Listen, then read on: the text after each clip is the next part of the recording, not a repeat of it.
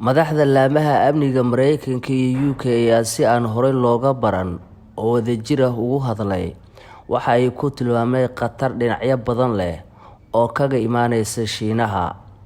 Agaasimaha hay'adda FBI-da Mareykanka ayaa sheegay in Shiinuhu uu yahay khatarta ugu weyn ee labada wadan ay wajahayaan, isagoo ku eedeeyay xukuumadda Beijing inay wado faragelin siyaasadeed gaar ahaan doorashooyinkii dhawaan ka dhacay labada wadan.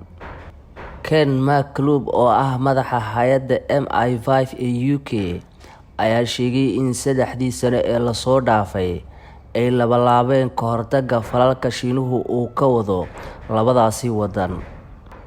Madaxa hay'adda FBI-da Mareykanka ayaa shir jaraa'id ay si wadajir ah ugu qabteen isaga iyo dhigiisa madaxa MI5 ee UK ayaa sheegay in haddii Shiinuhu uu xoog ku qabsado Taiwan ay taasi yeelan doonto saameyn dhaqaale oo xoog leh oo soo food saarta caalamka.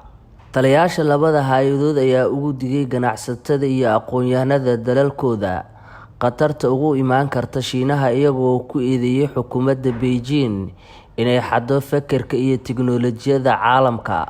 Madaxa hay'adda MI5 ee UK ayaa shir jaraa'id ay uga hadleen arrimo ay ku sheegeen inay ku ogaadeen sirdoonka labada wadan, waxa ay ku tilmaameen khabiir duulimaadka ah oo u dhashay Britain oo lagu casumay Shiinaha kadibna laga codsaday xog xasaasi ah oo ku aadan diyaaradaha dagaalka wadamadaasi.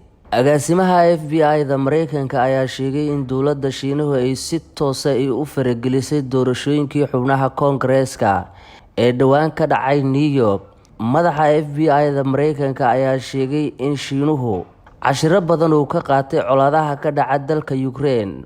Xukuumadda Beijing ayuu sheegay inay u diyaar garowday cunaqabatayn ugu imaanaysa caalamka haddii ay ku duusho Taiwan.